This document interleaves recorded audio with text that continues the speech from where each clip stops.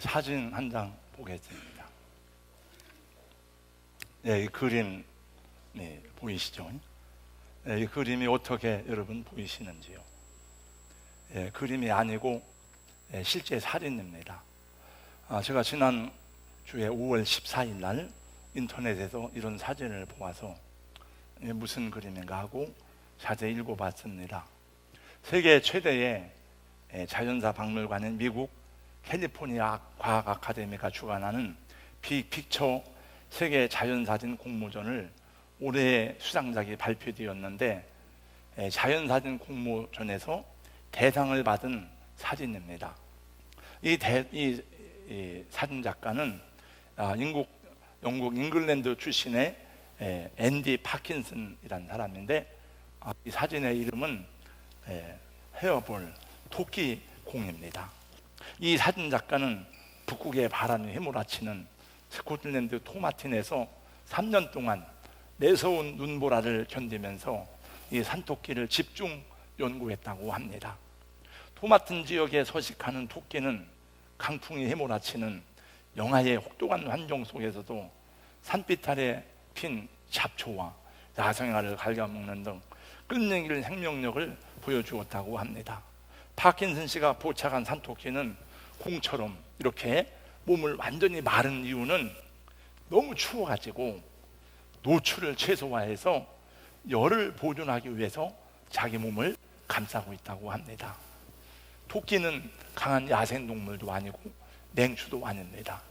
근데 어려서 우리는 닭을 키우고 토끼를 키워봤는데, 토끼는 잘 키우지 않는 이유 가운데 하나는 병에 잘 들고 그 다음에 잘 죽어요. 약합니다. 그 약함에도 불구하고 극한의 추위를 이겨내면서 얼음 속에 파묻힌 야생화를 뜯어먹으면서 생존을 유지하고 있는 이 토끼를 보면서, 이렇게 약한 동물도 살아가기 위해서 정말 온 힘을 다하는데 조금 어렵다고, 조금 환경이 열악하다고 너무 쉽게 포기하고 주저앉지 않는 것은 아닌가. 이만큼 했으면 됐지 뭘 어떻게 더 하라고, 이런 마음은 없는지 돌아보면 좋겠습니다. 하나님의 말씀인 성경은 이제 그만 됐다, 포기하고 돌아가라, 그런 말씀은 없습니다. 주님은 어떤 상황 속에서도 포기하지 않고 하나님이 주신 믿음의 길을 걸어가셨고, 우리에게도 그 길을 따라오라고 말씀하셨습니다. 광야에서 백성들이 어려울 때마다 애굽으로 돌아가자고 아우성 칠 때에도 여호수아와 갈렙은 약속의 땅을 향해 나아가자고 외쳤습니다.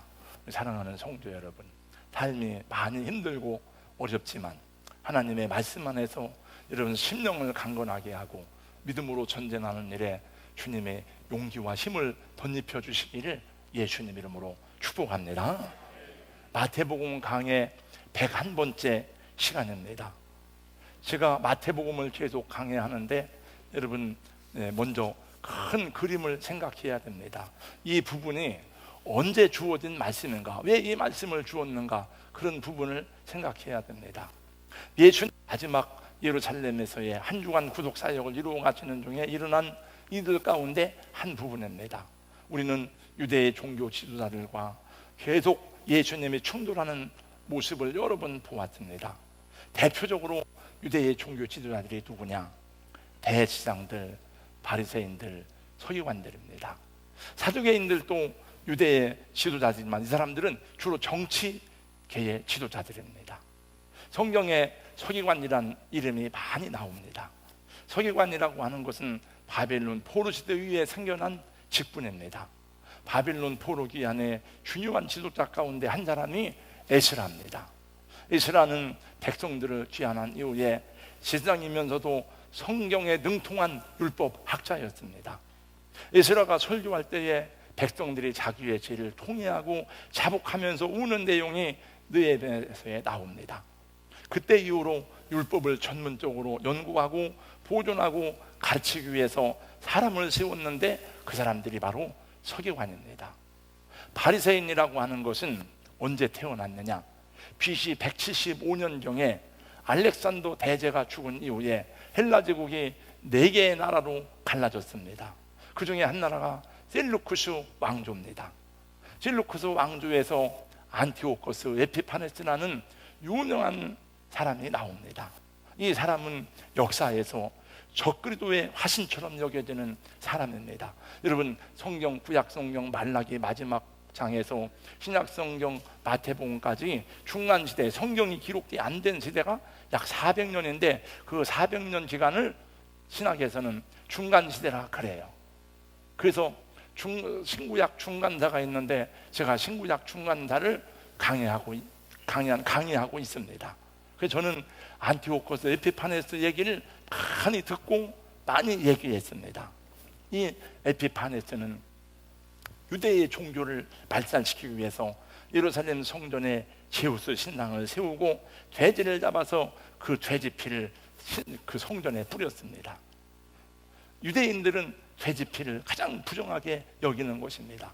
유대인들이 막 모욕과 수모를 감당할 수 없어가지고 그때 일어난 혁명 가운데 하나가 마카비 혁명입니다. 유다 마카비우스가 혁명을 일으켜서 100년 동안 다시 그 나라를 회복하는 내용입니다.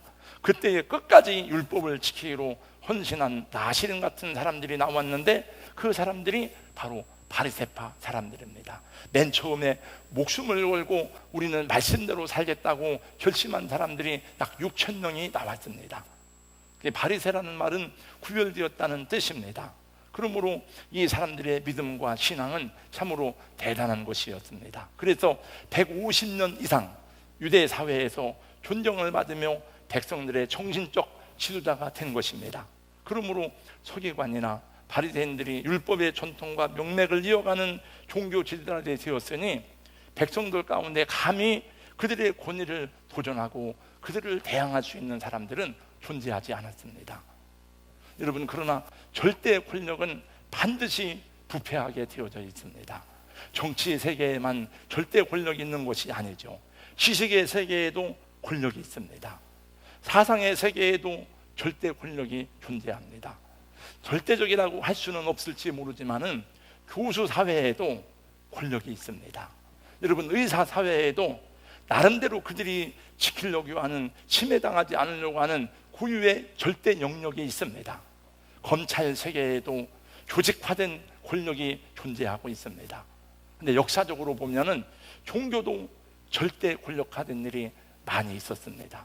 그래서 끊임없이 성경은 개혁을 계속하는 걸 보게 됩니다. 여러분, 구약 성경에도 계속 개혁이 일어나요. 히스기야가 개혁하고 요시야가 개혁하고 계속 개혁이 일어납니다.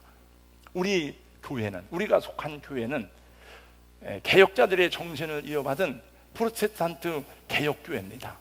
그래서 세상 사람들이 교회를 말할 때, 개신교할 때 그 개자가 고칠 개자입니다. 우리 교회는 이념적으로 볼 때는 리폼드 처치, 즉 개혁교회입니다. 저는 신학교에서 강의를 할 때 여러분, 우리는 역사적 개혁주의를 표방한다, 이 말을 수도 없이 가르치고 말합니다. 우리는 개혁자들의 후예입니다. 우리는 개혁자들의 총진을 받고 나가는 주님의 종들입니다. 이렇게 말합니다. 예수님 당시의 바리새인들과 서기관들의 권위는 백성들 가운데 절대적이었습니다. 그러나 그들의 가르침과 신앙에는 구원이 없었습니다. 생명이 없었습니다. 자유와 기쁨이 없었습니다. 그런데 갈릴리 청년 나사렛 예수가 나와서 가르치는 걸 들어보니까 놀라웠습니다. 지금까지 그들이 바리새인들에게 들어보지 못한 말씀이었습니다. 그 예수의 가르침에는 생명이 있었고 자유가 있고 기쁨이 있었습니다. 예수님이 산상소원을 다 마쳤을 때에 성경은 이렇게 기록하고 있습니다. 마태복음 7장 28절 29절 말씀해 보니까 예수께서 이 말씀을 마치심에 무리들이 그의 가르치심에 놀라니, 이는 그 가르치는 것이 권위 있는 자와 같고 그들이 서기관들과 같이 아니함이라라. 정말 놀랍다. 야, 어떻게 이런 말씀이 나올까? 많은 백성들이 예수를 따르게 되었습니다. 유대의 종교 지도자들은 자연히 자신들의 권위에 위협을 느끼게 되었습니다. 자신들의 기득권이 여러 가지 위험을 느끼게 되었습니다. 그래서 계속 예수를 공격하고 예수를 올무에 빠뜨리려는 모습을 우리는 계속 보게 됩니다. 우리는 예수님이 예루살렘에 올라오셨을 때에 예수님과 종교 지도자들 간에 계속 충돌하는 모습을 보게 됩니다.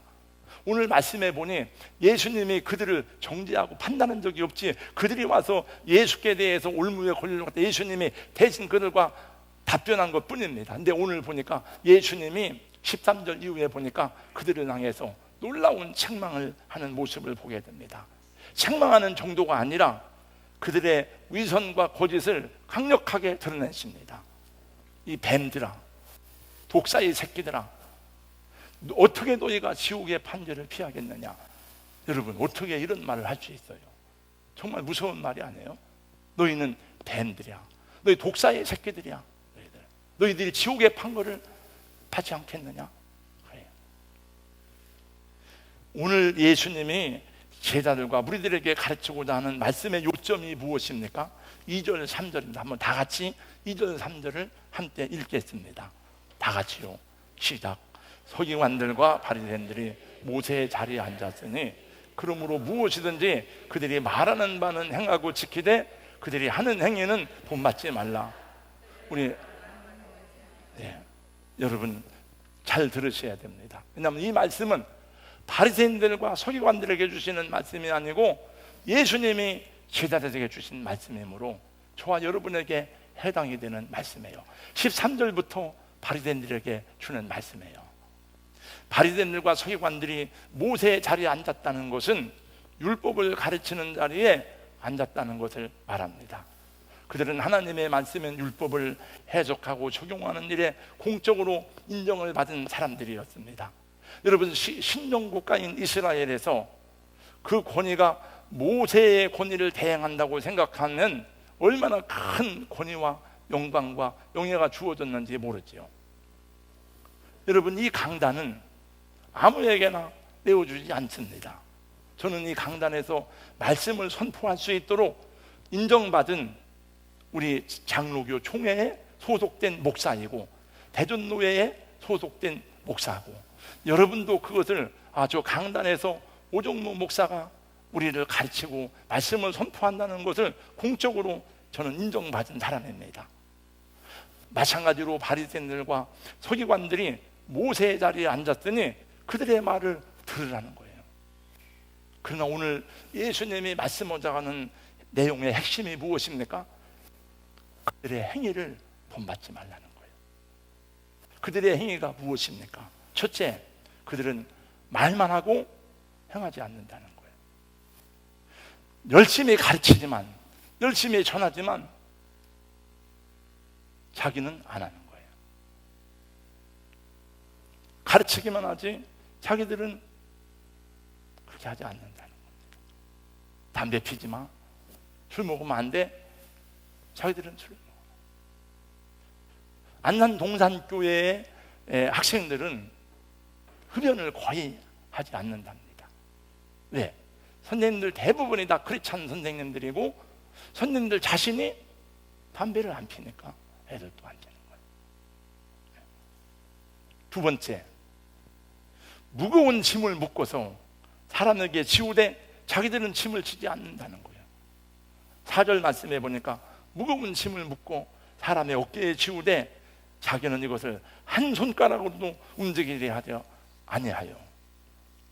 하나님의 말씀을 자기들 자의적으로 많이 해석해 놨는데 굉장히 까다롭고 힘들고 어렵게 해석을 해놓은 거예요. 안식일을 거룩하게 지키라.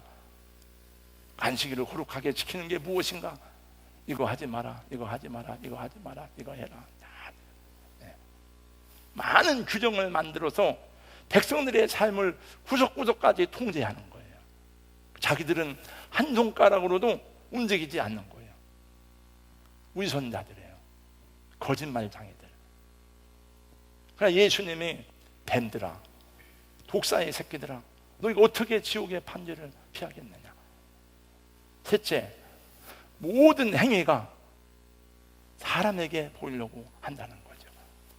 5절 말씀해 보니까 그들의 모든 행위를 사람에게 보이고자 하나니 곧 그 경문띠를 넓게 하며 옷줄을 길게 하고 거룩한 가운을 입고 그 다음에 말씀을 적은 경문을 길게 크게 만들고, 왜? 사람들이 보게 하려고.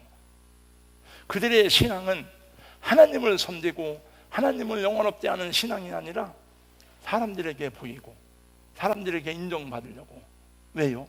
그렇게 해서 뭐 하려고? 사람들을 위해 높아지고 존경을 받고 대접을 받고 군림하기 위해서 그런 것입니다. 오늘 말씀에도 보니까 어디에 가든지 높은 자리에 앉기를 좋아하고 좋은 대접을 받고 랍비라 칭함받는 것을 좋아했다는 거예요. 그러니까 주여 주여 하지만은 하나님 때는 관심이 없는 거예요. 너희는 그 행위를 본받지 말라.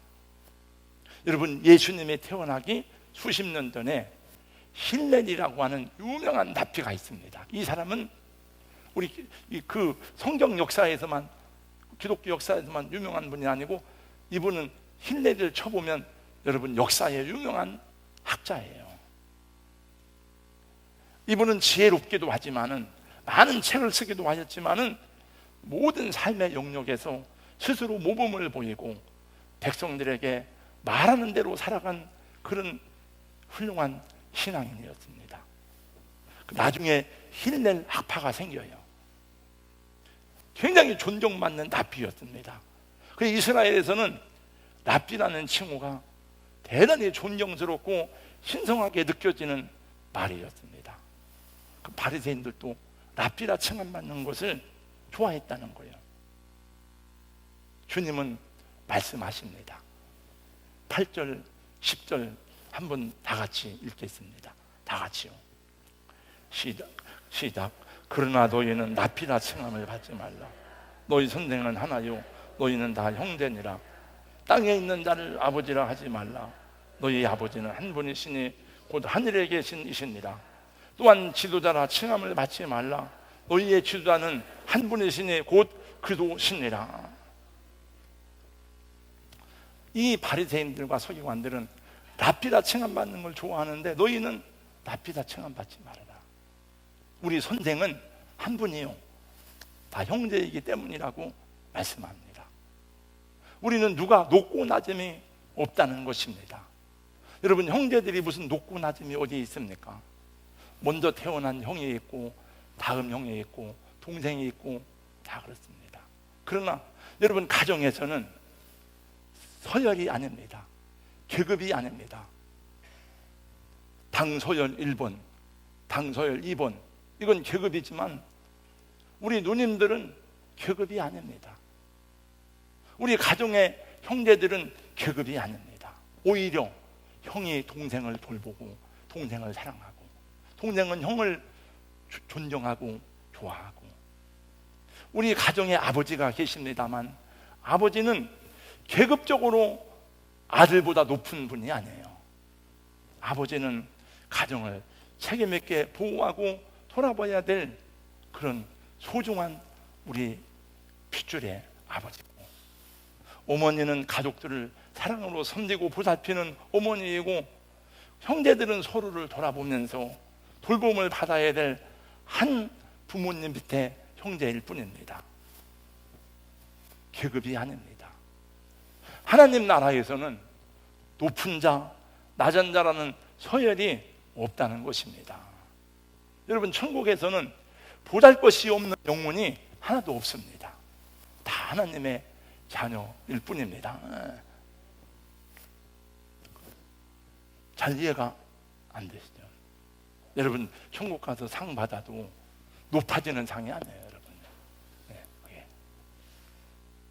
우리는 다 형제 자매일 뿐이고 우리의 랍비는 예수 그리스도 뿐이십니다. 또 말씀하시기를 땅에 있는 자를 아버지라 하지 마라. 유대 사회에서는 여러분, 구약 성경 보면 알아요. 성경 읽다가 내 아버지요 하는 그 아버지란 말이 진짜 아버지를 말하는 게 아니에요. 왕을 보고도 아버지라고 하고 선지자를 보고도 아버지라고도 합니다. 로마 가톨릭 교회에서는 교황을 아버지라고 합니다. 왜? 신의 대리자이기 때문에. 그래서 로마 가톨릭에서는 성경은 우리가 없는 하나님의 말씀이 아니지만은 교황은 오류가 없습니다. 그들은 성경이 법이 아니에요. 교황의 교법이 법입니다, 여러분. 그래서 여기서 말하는 아버지라는 칭호는 신적인 의미를 가지고 있는 신성한 이름을 말하는 거예요. 바리새인들은 백성들에게 아버지란 칭호를 듣기를 좋아했습니다. 그러므로 땅에 있는 자를 아버지라 하지 말라는 주님의 가르침은 내 부모님을 아버지, 어머니 부르지 말라는 뜻이 아닙니다. 내 부모라 할지라도, 내 부모님이 아무리 훌륭하다 할지라도 그분은 나의 아버지일 뿐이지 그분은 신성한 하나님의 대리자가 아니라는 거예요. 우리는 아버지, 어머니를 존경하지만 아버지를 신적인 위치에 올려놓고 제사를 지내지는 않습니다. 그래서 우리는 부모님 살아계실 때 공경하고 효를 다하지만 부모님 돌아가신 다음에 그리워하고 추모하고 부모님의 교훈을 유업으로 삼지는 하지만은 부모님을 신의 자리에 올려놓고 제사를 지내지는 않습니다. 여러분, 오늘날 이단의 교주들을 보세요. 모두가 다 신적을 가지고 따르는 사람들을 맹종하게 하고 굴복시킵니다.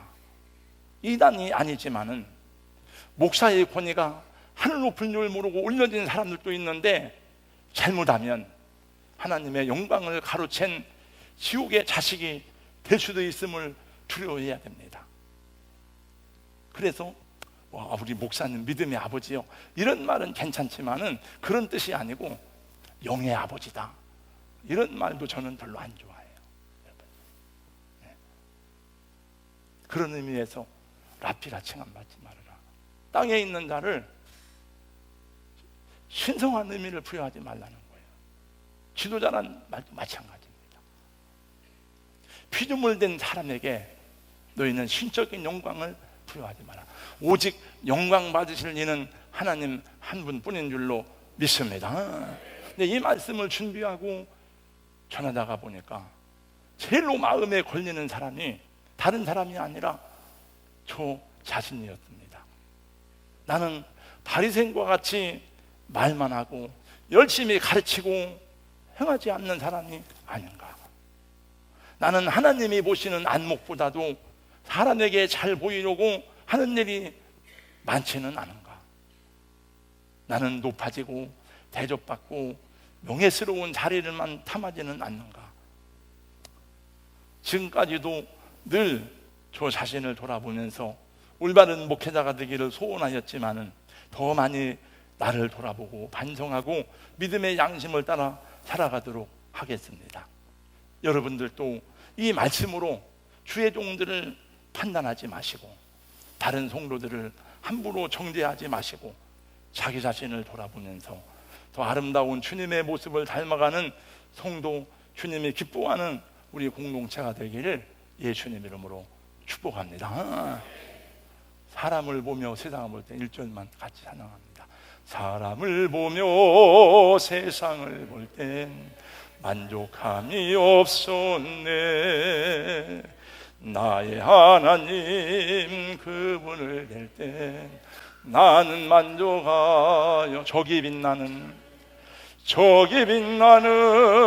태양을 보라. 또 저기 서 있는 산을 보아라. 천지 지으신 우리 여호와 나를 사랑하시니. 나의 하나님 한 분만으로, 나의 하나님 한 분만으로 나는 만족하였네. 마지막으로 또 중요한 가르침이 11절, 12절입니다. 같이 한때 읽겠습니다. 11절, 12절입니다. 다 같이요. 너희 중에 큰 자는 너희를 섬기는 자가 되어야 하리라. 누구든지 자기를 높이는 자는 낮아지고 누구든지 자기를 낮추는 자는 높아지리라. 아멘. 우리 성도 여러분, 정말 복된 사람이 되기를 원하십니까? 우리가 그렇게 높아지고 크고 잘 되기를 바라는데 그런 사람이 되기를 원하십니까? 그렇다면 섬기는 자가 되라고 예수님이 말씀하십니다. 자기를 높이는 자는 낮아지고 자기를 낮추는 자는 높아지리라고 말씀하셨습니다. 우리가 주님이라 부르는 예수님은 당신의 삶에 대해서 이렇게 말씀하셨습니다. 인자가 온 것은 섬김을 받으려 함이 아니라 도리어 섬기려 하고 자기 목숨을 많은 사람의 대속물로 주려 함이니라. 예수님의 제자들은 예수님 십자가 지고 죽으시려고 예루살렘에 올라가는데 그걸 오해하고 몰라가지고, 야, 예수님이 예루살렘에 올라가서 왕권이 회복되면은 누가 1등 공신이야? 원래 옛날부터 왕이 올라가면 공신을 정합니다. 1등 공신, 2등 공신, 3등 공신, 반열이 다 있어요. 네. 대통령이 되면 자기 주변에 그동안 자기를 도왔던 사람들을 다 자리에 채워야 됩니다. 그 제자들도 싸우는 거예요. 야, 누가 좌편에 앉고 누가 총리가 될 거야? 네? 누가 재정부 장관이 될 거야? 싸움이 일어났어요. 네. 누가 더 높아? 누가 더 많이 가졌어? 누가 더 잘 살아? 누가 더 이뻐? 세상에서는 서열과 계급이 분명합니다. 그래서 더 높이 올라가려고 그러고 더 많이 가지길 원하고 많이 누리길 원합니다. 왜? 높이 올라가야 더 많이 누릴 수 있습니다. 그러니까 주님이 말씀하신 원리는 세상의 그것과는 반대가 되는 것을 말씀해요. 너희는 섬기는 자가 되어라. 그 예수님은 섬기는 자로 사시다가 자신의 피 한 방울, 물 한 방울까지 아낌없이 다 쏟으시고 우리를 위해 내어주셨습니다. 우리가 교회에서 받은 모든 직분들은 다 섬기라고 받은 은사들입니다. 고개를 들어서 저를 보세요. 집사, 권사, 목사, 장로는 계급이 아닙니다. 만약에 여러분 이것이 세상에서 말하는 높고 낮음의 자리처럼 인식되고 있다면 그것은 교회가 타락하였기 때문일 것입니다. 우리가 받은 직분은 이 세상에서 교회를 섬기는 동안 받은 한시적인 직분이지, 여러분 천국 가서도 장로가 아닙니다. 천국 가서도 목사가 아닙니다. 이 땅에 있는 동안에만 주어진 직분을 감당하는 거예요. 저는 어느 서울에 어느 목사님이 그렇게 했더라고요. 그분은 목회 사역을 다 마친 다음에 그 교회 평신도로 돌아갔어요. 그러면 뭐라고 부르느냐? 아니, 목사님인데. 그랬더니 형제라고 부르네, 형제라고. 그 저도 그렇게 해보고 싶은 생각도 있는데 그 우리 문화에서 그게 쉬운 건 아니죠. 목사는 목사로서의 섬기고 책임져야 될 은사와 기능을 받았을 뿐이고, 장로와 권사도 각각의 은사와 기능을 따라 섬기라고 직분을 받은 겁니다. 여러분, 만약에 권사가 더 높은 지위의 계급이라면 왜 권사님들이 청소하고 왜 권사님들이 허드렛 일을 합니까? 여러분, 장로가 더 높은 계급이라면 왜 장로님들이 더 굳은 일을 하고 힘든 일을 하고 어려운 일을 합니까? 교회 어려운 일은 대부분 장로님들이 하잖아요. 어제도 보니까 아침부터 나와가지고 장로님들이 이쪽에 화단을 다 깎고 청소하고 나무를 쥐고 그러더라고요. 우리 모두는 이 성경의 가르침을 따라 살 때에 이 땅에서도 하나님의 나라를 경험하는 은혜가 임하는 줄로 믿습니다. 지금은 고인이 되신 고 하용조 목사님의 이야기입니다. 하용조 목사님이 그렇게 성경에 박식하고 설교를 잘하는 목사님인데 그 밑에서 말씀을 듣고 성경 공부를 해도 교인들이 잘 변하지 않는 것 때문에 고민하고 힘들었답니다. 근데 어느 날 장로님들하고 화장실 청소를 시작하기로 했답니다. 그랬더니 정말 장로님들이 예수님의 제자들처럼 변하는 모습을 보고 자기도 놀랐다는 간증을 들었습니다. 여러분, 경상남도 거창에 가면 시골의 거창고등학교는 여러분이 다 아는 유명한 명문 학교입니다. 시골에 있는 학교지만 서울의 파락군 못지않게 유수한 대학에 학생들을 보내고 옛날 세계적인 지휘자인 정명훈 씨도 자기 두 아들을 고창고등학교에 보냈답니다. 고창고등학교는 옛날 사실은 다 빚에 눌려가지고 풀이 자라고 폐교되었던 학교입니다. 없어져가는 학교였는데 미국에서 박사학위를 받고 온 전영창 박사가 부총장 자리를 거절하고 내려가서 그 학교를 자기가 맡은 거예요. 자기가 학교의 잡초를 다 뽑아내고 화장실을 다 고치고 새롭게 하고, 그러면서 그분의 섬김을 통해서 세계적인 명문학교를 만들었는데, 정말 이분은 기도를 많이 하시는 분이에요. 금식 기도를 많이 했더라고요. 그래서 학교를 세운 겁니다.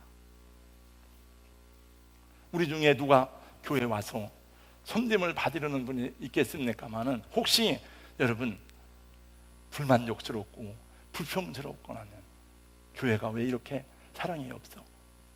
교회가 왜 친절하지 않아? 그런 생각이 들면은 우리는 그래도 그렇게 말할 수 없어. 왜? 세상 사람들이 볼 때 야, 저 동산교회 왜 사랑이 없어? 동산교회는 왜 친절하지 않아? 혹시 이렇게 말하면 모르지만 우리는 그렇게 얘기할 수 없어. 왜? 우리 자신이 교회이기 때문에 그런 거예요. 그래서 그런 모습이 보이면 내가 더 친절해야 되겠구나, 내가 더 사랑으로 섬겨야 되겠구나. 왜? 하나님이 그 사람에게 그걸 보여준 거예요. 뭐냐면 자기가 해야 될 섬김이 무엇인지 보이지 않고 행동하지 않기 때문에 바리새인들처럼 판단하고 비판하고 정죄하게 되는 것입니다. 우리 사랑하는 성도 여러분, 어려운 것을 생각하지 말고 내가 한 번 더 섬기고 한 번 더 인사하고 무엇을 어떻게 섬길 수 있을지를 생각해보는 저와 여러분 되기를 주님의 이름으로 축복합니다. 예배 시간에도 좀 일찍 와서 앞자리부터 앉으면 좋죠. 근데 이제 코로나 때문에 못 나오는 분도 많이 있으니까 자리가 이렇게 하지만은, 어느 때는 앞자리는 비워놓고 늦게 오는 사람들이 앉을 자리가 없어요.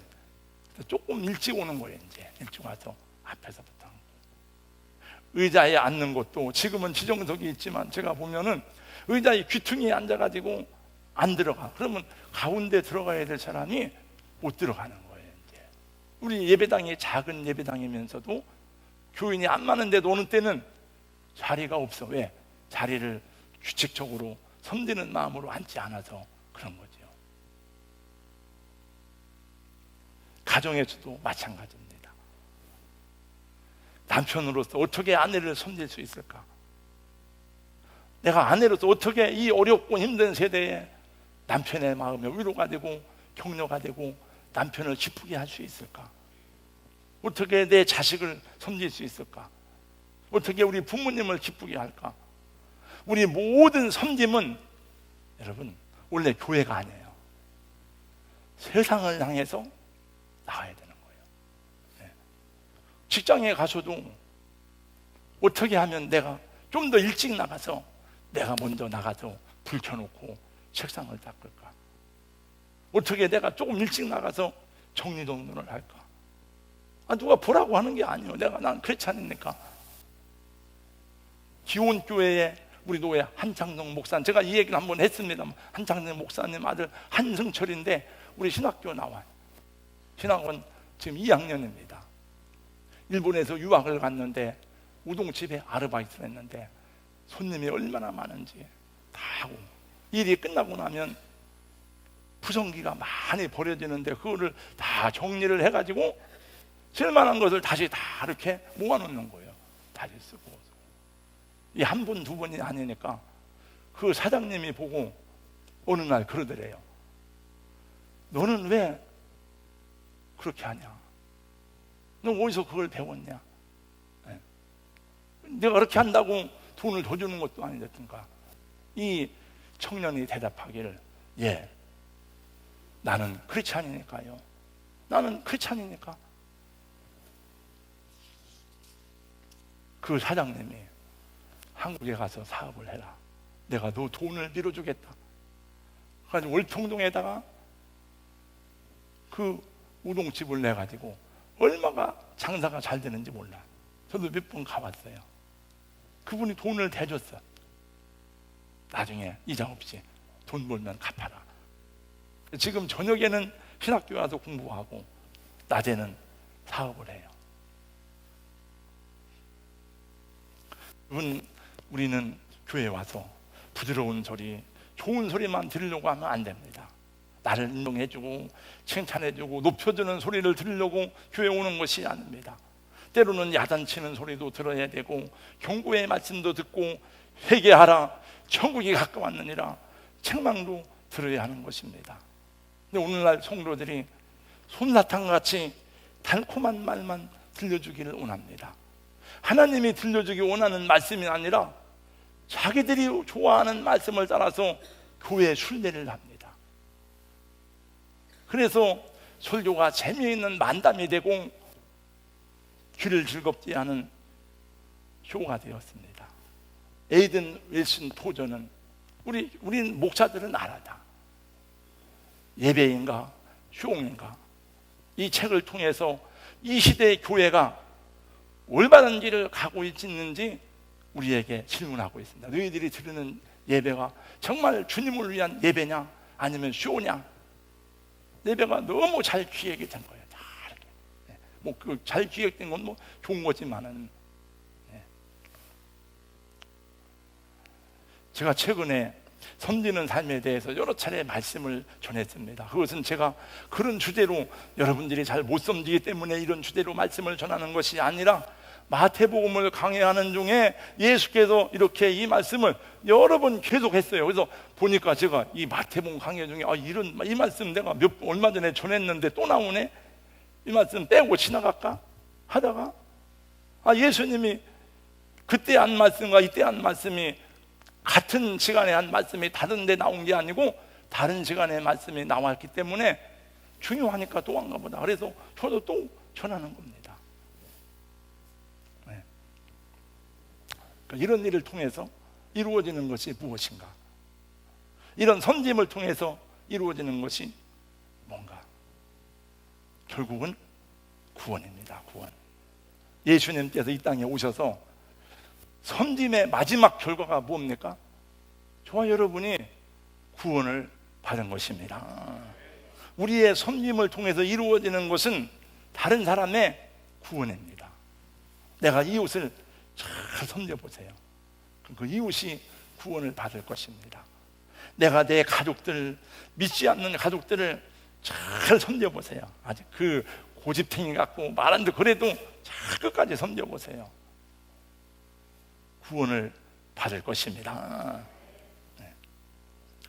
섬기는 자가 거하는 곳에 평화가 임하고 섬기는 자가 가는 곳에 공동체가 아름답게 됩니다. 내가 섬기는 사람이 되면 내가 소속되어 있는 가정의 공동체가 아름다워집니다.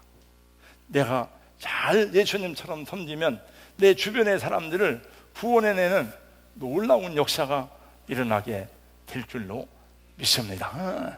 앞으로 여러분 코로나 때문에 전도도 하기 어려워요. 지금 다 서로 피해 다니는 사이에 어떻게 전도를 줍니까? 욕만 먹지.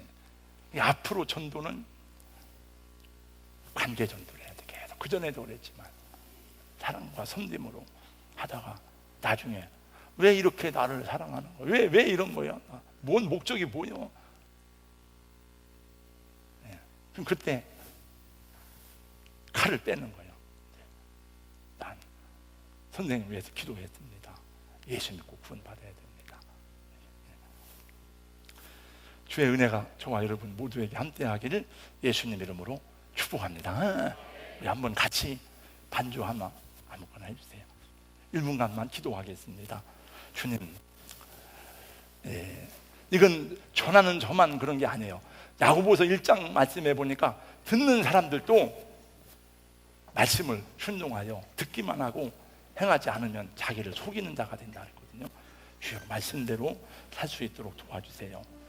가정에서, 직장에서, 교회에서 섬기는 대로 살겠습니다. 한 1분간만 다 같이 좀 크게 같이 하나님 앞에 기도하겠습니다. 거룩하신 우리 하나님, 거룩하신 우리 하나님 아버지, 오늘 예수님께서 제자들과 많은 무리들에게 말씀하시기를 너희는 바리새인들과 서기관들의 말하는 바는 듣되 행하는 바는 본받지 말라고 말씀했습니다. 주님, 우리가 이 세상에 살아가면서 다른 사람을 가르치기만 하고 자기는 행하지 않는 그런 사람이 되지 않도록 성령이여 도와주시고 인도하여 주시옵소서. 또 주님 말씀하시기를 누구든지 자기를 높이는 자는 낮아지고 자기를 낮추는 그 사람이 높아지리라고 말씀하면서 너희 중에 큰 자는 너희를 섬기는 자가 되어야 하리라고 말씀했습니다. 우리 어머니 아버지는 우리를 낳으신 분인데도 우리를 섬김으로 오늘까지 양육하셨습니다. 하나님, 그러나 가족이기 때문이 아니라 세상에 우리가 알고 있는 사람들, 알고 살아가는 삶의 현장에서 그렇게 섬김의 삶을 살라고 주님 말씀하셨사오니 때로는 힘들고 때로는 어려워도 그렇게 살 수 있는 용기와 지혜와 능력과 성령의 감동으로 우리 안에 역사하여 주시옵소서. 예수님 이름으로 기도하옵나이다. 아멘.